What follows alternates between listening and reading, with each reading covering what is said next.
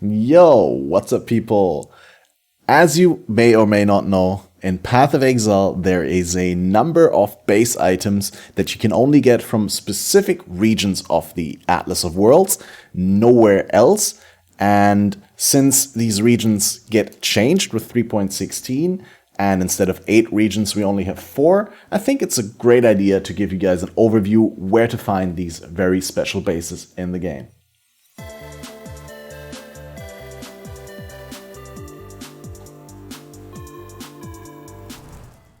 So, as you know, in 3.16, the Atlas goes down from a total of 8 regions to 4 regions, and from a total of 130 plus, 140 plus, I don't even remember, down to 100 non-unique maps.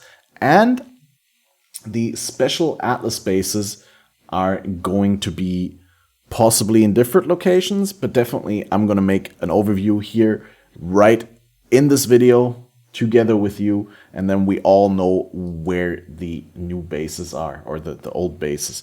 I'll quickly talk about every little one of those bases as well. So for this purpose, I've prepared an overview of the Atlas regions and all the graphics for the specific bases, and we're just going to drag and drop them in here.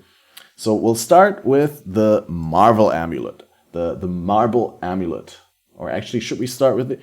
We'll just go, should we go per region? We go, well, it doesn't matter because the Marble Amulet is actually in the first top left region.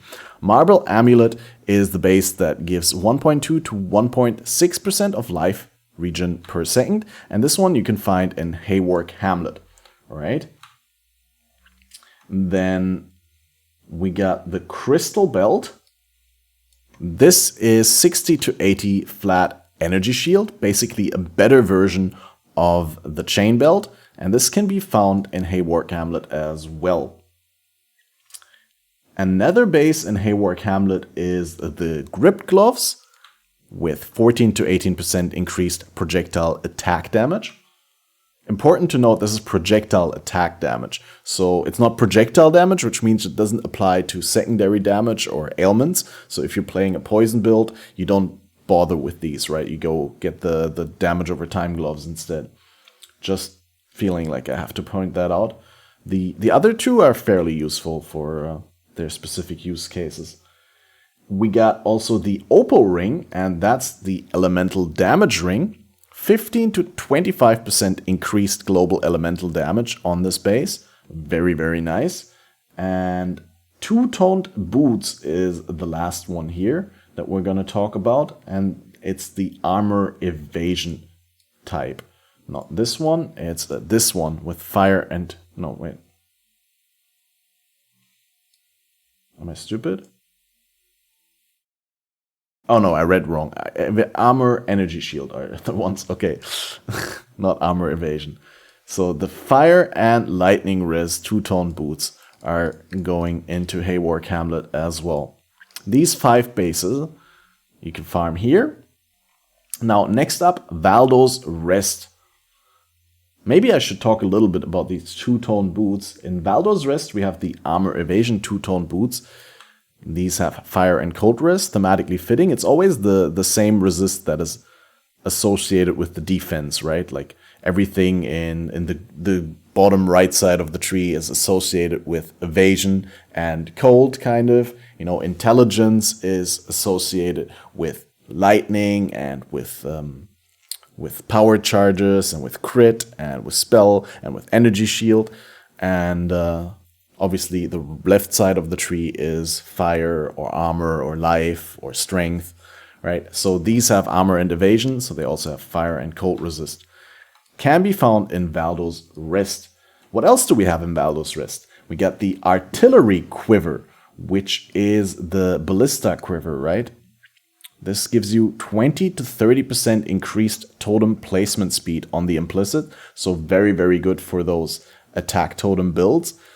Now, of course, you can only equip a quiver now with a bow, I believe. They changed that, so no crazy shenanigans with like unarmed totems with face breakers or something like that that could have utilized this quiver.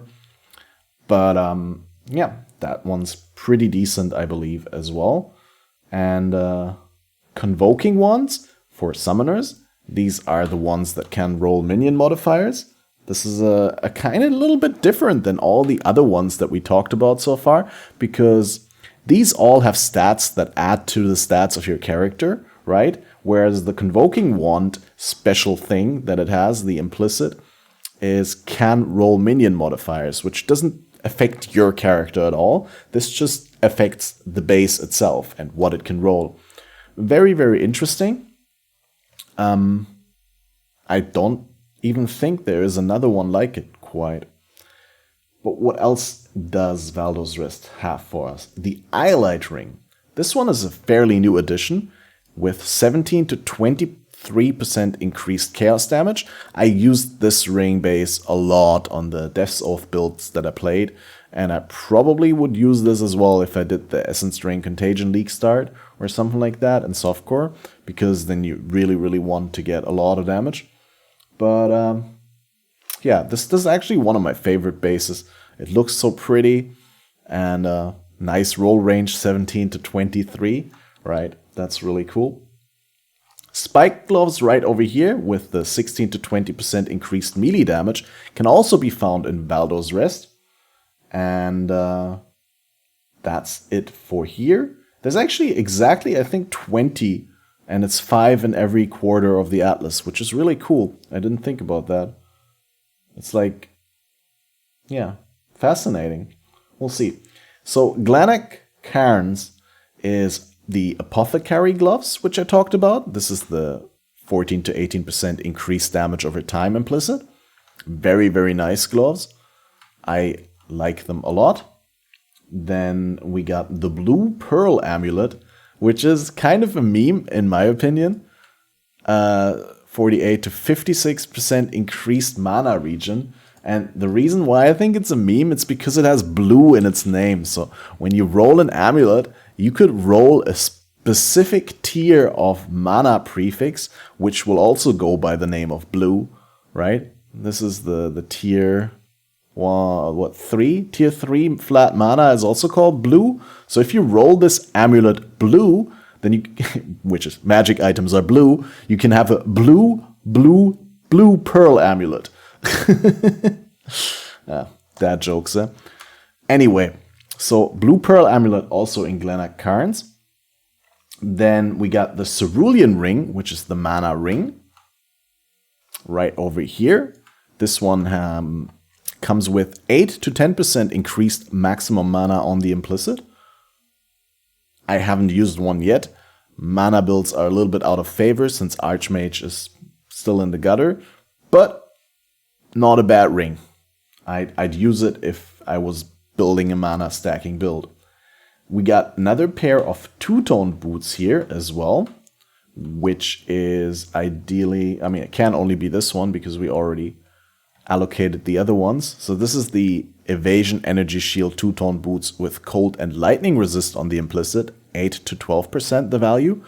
And people love these two-tone boots because your average boots or your normal boots in Path of Exile, the other boot bases, don't have any implicit modifiers. So using these over a normal boot base is just a straight up gain. Now, of course, normal boot bases can have higher defense rolls, but you usually don't care much about the evasion, armor, energy shield on your boots. You kind of sacrifice that because unless you're playing a CI or a low life build where you focus on energy shield, you really already want like 30% movement speed and a good life roll on your boots, right? You always want 30% movement speed, and then for most builds you also want that good life roll, and then you only have one open prefix. Yeah, you usually don't care whether you get defenses or not. It's all about that movement speed. And then, last but not least, the Vermilion Ring. In fact, not even last. Neither last nor least. Because we also got the Vanguard Belt. Vanguard Belt is probably something I should be talking about a little bit. Because there is a unique Vanguard Belt that's called Perseverance, which gives you a bonus based on your lower between the two armor and evasion rating, right? So this is a really nice belt for hybrid builds. All right, Perseverance. I'll quickly show you the unique one. Although I don't know whether you can drop Perseverance everywhere or it needs to be where you can find the base. I assume because the way that drops work in Path of Exile, first the base is rolled and then it's rolled whether it drops, like in which rarity it drops, right? So I don't think, I don't think you can drop this outside of the Atlas region where you can drop Vanguard pelts then. That means in case you're after this belt, and this belt is nothing special, but it will be pretty good for armor and evasion build hybrids. Because it can give you quite a lot of damage. I mean, imagine you hit like 40k evasion and armor, then you'd have like 200% increased attack damage. That would be pretty good, right? It's all about getting both armor and evasion up equally, but you can get a large increase of damage here for attack builds, that is. So this is the only one that has 6, then the next one also has 5. So here I don't need to look it up, obviously. We got in Lira Arthain, the Bone Helmet, very, very famous. Sadly, minion builds not looking that great for the league start. GGG has already said that they're looking to add some increased minion damage back to the tree because people complained about the loss of a lot of increased damage multipliers. But I think if they fix it, it will be fine. And Bone Helmet's certainly very important to summoners. We got the Sea Glass Amulet with 10 to 15% faster start of Energy Shield Recharge. Now, Energy Shield Recharge got buffed massively. Actually has, I think, 50% more recharge or something like that. I think it went from 20% of Energy Shield recharge per second to 33.3 or something like that. So insane. Faster start is a very valuable stat. And yeah, I have not used this amulet. I don't actually know whether it's worth to use this over another base. Seeing that 10 to 15% is also not that much of that value. If you think about that, the unique Quiver Soul Strike gives you, I believe, 80% faster start of ES recharge. But if you're on a build that doesn't use that Quiver, I think this amulet has some merit. And now even more so because Energy Shield Recharge is so much more worth investing into because it's a really good defensive mechanic in 3.16.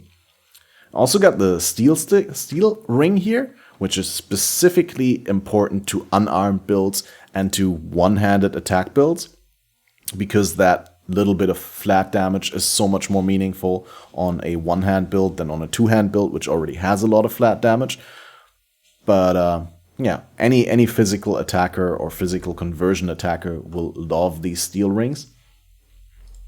We got the fingerless silk gloves, pretty much the only glove base for casters that is being crafted on in the end game. I believe most people want fingerless silk gloves, unless of course you're playing an ailment build, in which case the spell damage doesn't affect the ailment that you inflict with your spells, because the ailment is not spell damage, it doesn't inherit the spell tag. So then you would go for apothecary gloves, obviously, because damage over time.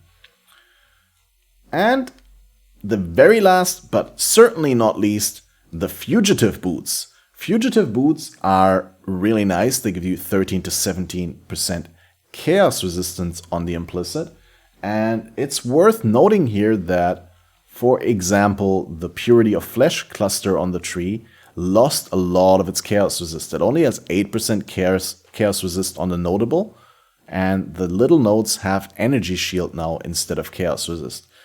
And the chaos resist has been pretty much moved over here, as you got 30% chaos resist available there. But not every build is looking to pick that up, and a lot of builds that were in this general area of the tree would pick up Purity of Flesh just because it's so good for life and chaos resist.